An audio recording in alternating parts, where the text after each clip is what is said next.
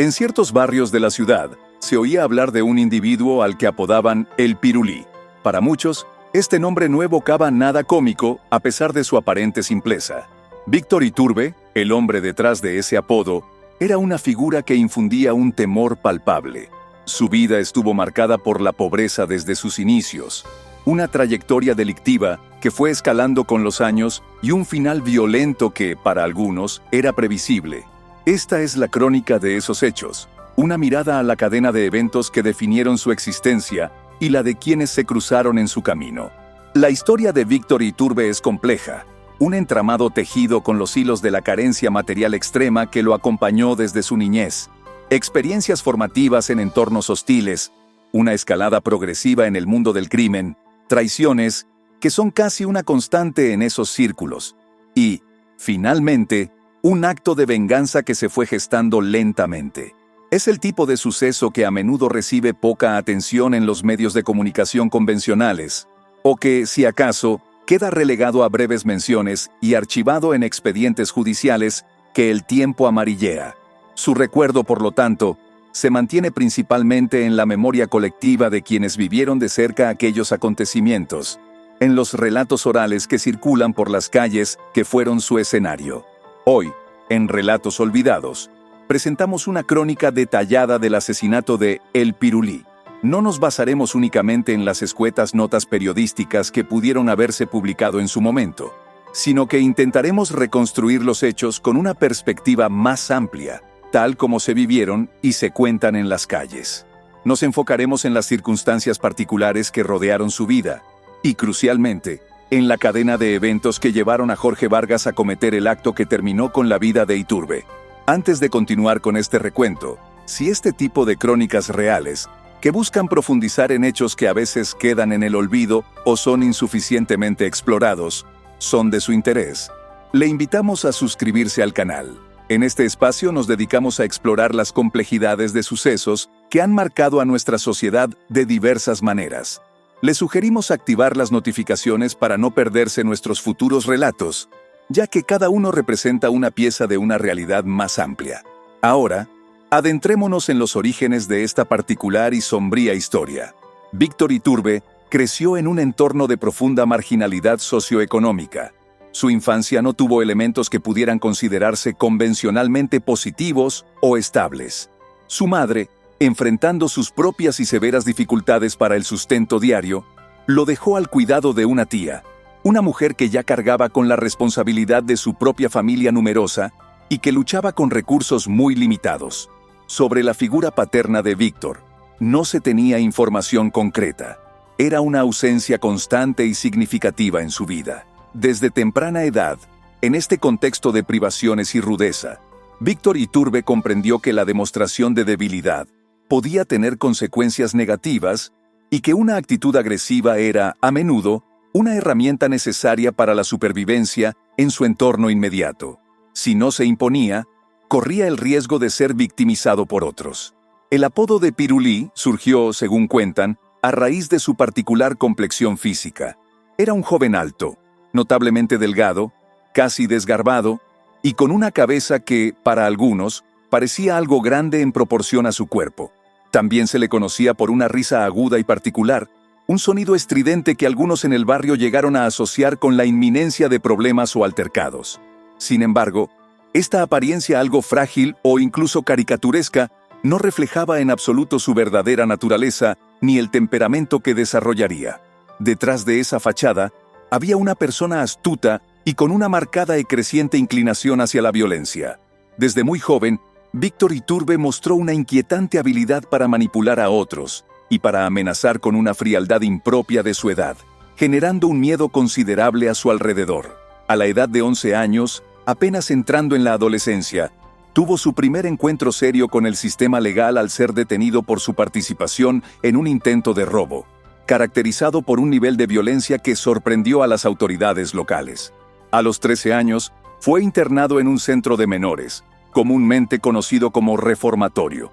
Este lugar, que teóricamente debía servir como un espacio de corrección y rehabilitación, parece haber tenido un efecto contrario en su desarrollo, funcionando más como una escuela de endurecimiento.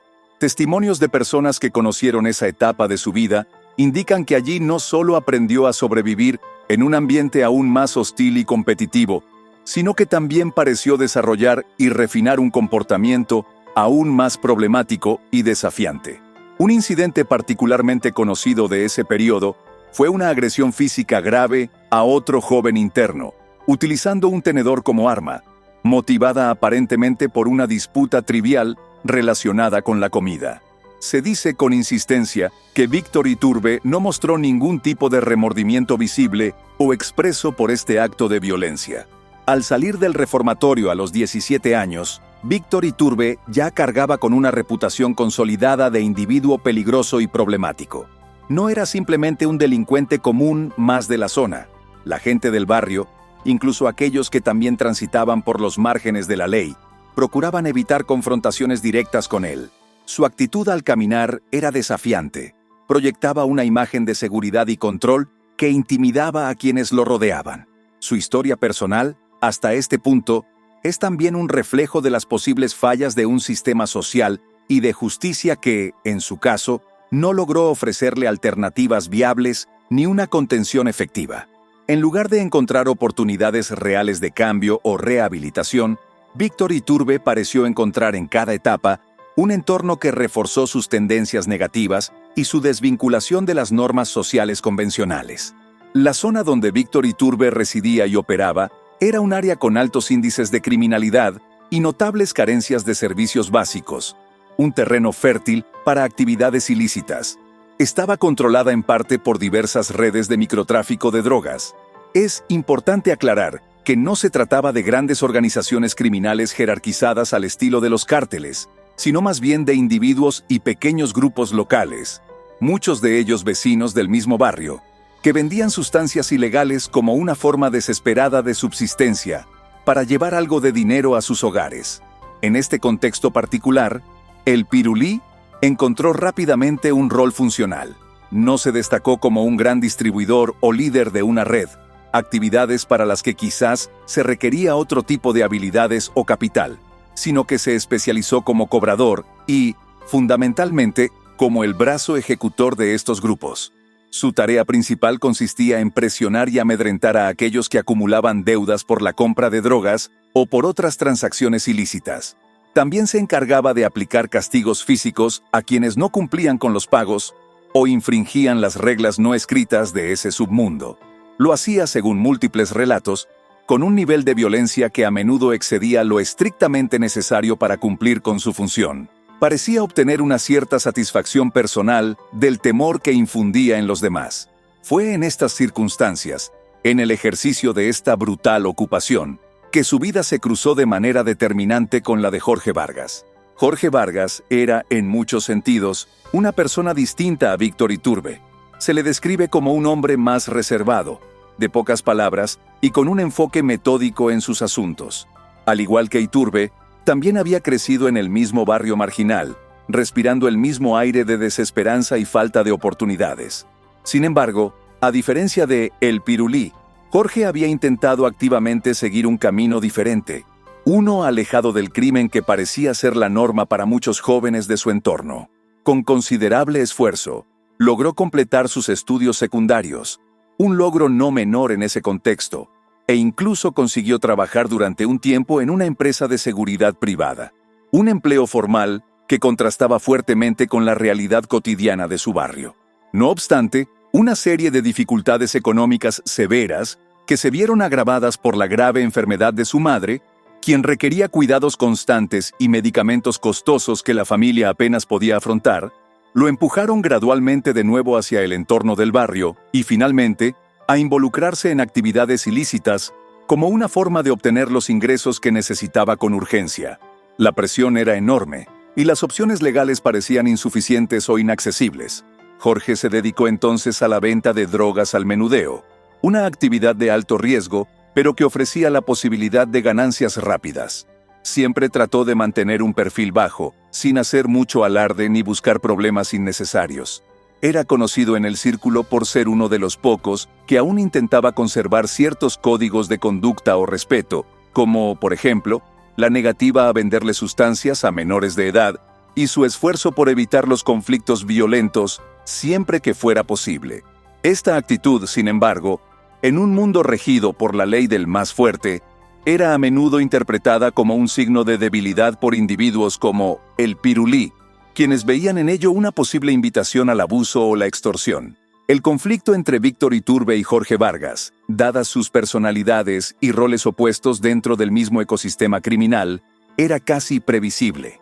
Estaba destinado a suceder tarde o temprano. Un día, un problema con uno de sus proveedores, quien le entregó mercancía con un retraso considerable, hizo que Jorge se atrasara a su vez en un pago que debía realizar a la red para la que el pirulí trabajaba como cobrador. Fiel a su reputación, el pirulí se presentó a cobrar la deuda, como siempre, acompañado por 2 de sus hombres de confianza. Jorge intentó explicarle la situación con calma, argumentando el imprevisto con su proveedor y asegurando su intención de pagar a la brevedad. Pero este intento de diálogo razonado solo pareció irritar más a Víctor Iturbe. Lo empujó bruscamente y lo humilló verbalmente con insultos y descalificaciones. Todo esto en presencia de la esposa de Jorge, quien observaba la escena desde la puerta de su vivienda, paralizada por el miedo.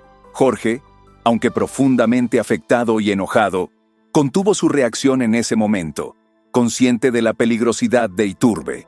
Este incidente fue solo el preludio de una escalada de hostigamiento. En las semanas que siguieron, el pirulí intensificó su acoso hacia Jorge Vargas de forma sistemática y cruel. Lo seguía por las calles del barrio, lo insultaba en público para menoscabar su reputación, y hacía comentarios ofensivos y amenazantes sobre su esposa, lo cual era particularmente doloroso para Jorge.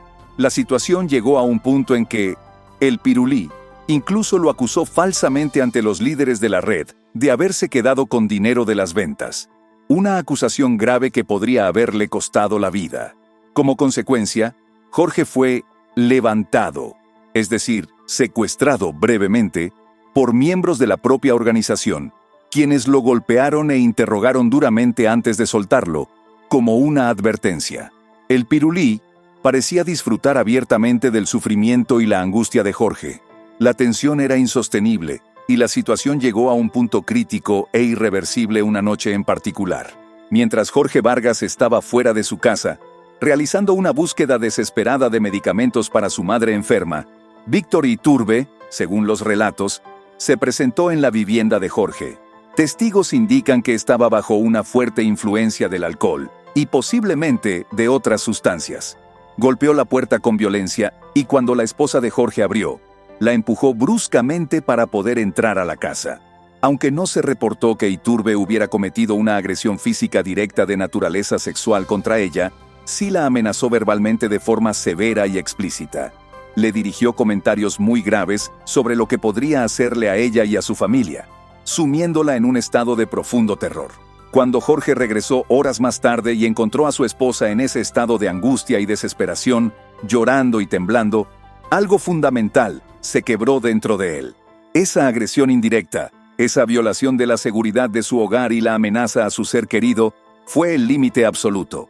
Durante las semanas posteriores a este grave incidente, Jorge Vargas experimentó un cambio notable. Se volvió retraído y notablemente silencioso. Apenas dormía, ya que la imagen del terror de su esposa y las palabras de Iturbe lo atormentaban constantemente. Perdió la confianza en la gente de su entorno, aislándose progresivamente. Mientras tanto, el pirulí, quizás ajeno a la profundidad del daño causado o simplemente indiferente, continuaba con sus provocaciones indirectas y sus demostraciones de poder cada vez que se cruzaban. Pero Jorge, a pesar de su aparente pasividad, poseía una paciencia fría y calculadora que su antagonista subestimó por completo. Esperó el momento adecuado, observando con detenimiento los movimientos y las rutinas de Víctor Iturbe. Durante este periodo de tensa calma, consiguió un arma de fuego en el mercado ilegal. No hizo preguntas sobre su origen ni regateó el precio. Simplemente la adquirió y la guardó celosamente, aguardando la oportunidad precisa para actuar. Esa oportunidad, según su cálculo, llegó un viernes por la noche. Esa noche, el pirulí estaba celebrando algún tipo de festejo en la azotea de un edificio del barrio. Había música a todo volumen, abundantes botellas de alcohol y las risas escandalosas propias de ese tipo de reuniones. Era la típica fiesta de individuos de su calaña. Jorge Vargas, moviéndose con sigilo, subió por las escaleras del edificio contiguo sin que nadie lo viera. Desde la protección de la barda, oculto en la oscuridad, observó a su enemigo durante un tiempo. Allí estaba Víctor Iturbe, riéndose, bailando torpemente, completamente distraído y sin sospechar en lo más mínimo el destino que le esperaba en pocos minutos. Según se cuenta en el barrio, Jorge Vargas disparó una sola vez. Un único tiro, preciso y mortal.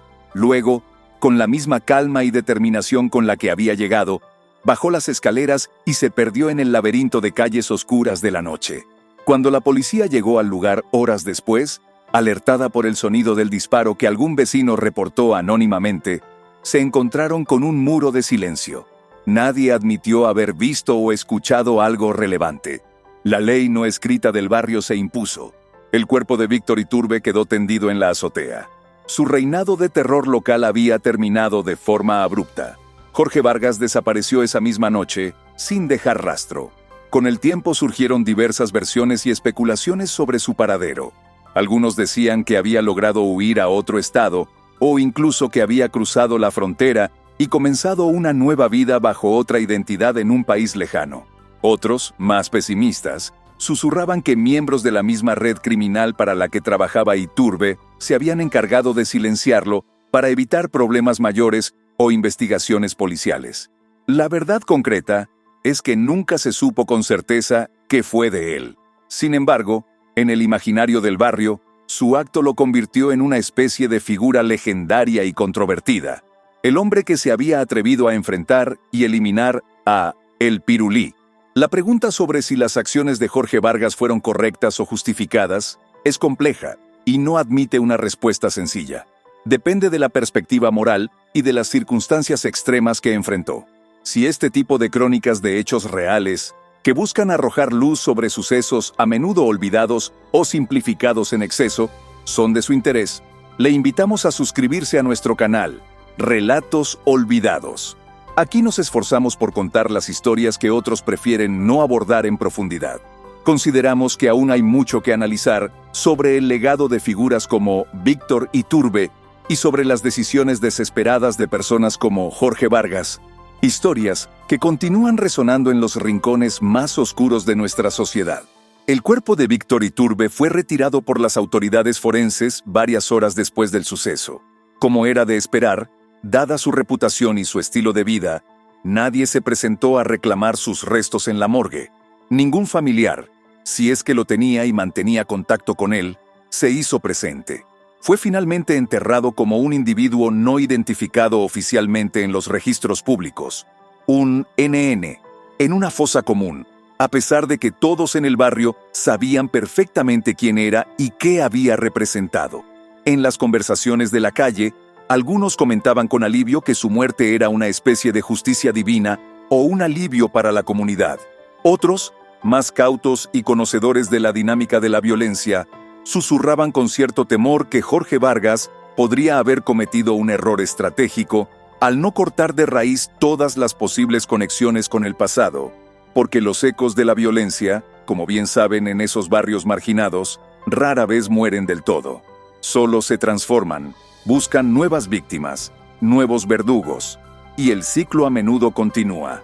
En los días y semanas siguientes al asesinato, los rumores y las especulaciones comenzaron a multiplicarse en el barrio como una plaga imparable. Se decía con insistencia que Jorge Vargas no había actuado completamente solo, que alguien más, quizás con intereses ocultos, le había facilitado el arma y la información precisa sobre los movimientos de Iturbe. Se especulaba que otros individuos con más poder en el AMPA local también deseaban la muerte de El Pirulí, ya fuera por disputas de territorio, deudas pendientes o simplemente para eliminar a un competidor violento e impredecible, y que simplemente habían utilizado a Jorge, con su motivación personal y su desesperación, como el ejecutor perfecto, como el instrumento ideal para llevar a cabo una venganza que también servía a sus propios fines. Se llegó a sugerir que todo había sido una ejecución cuidadosamente planeada desde niveles más altos de la estructura criminal local, y que la historia del ajuste de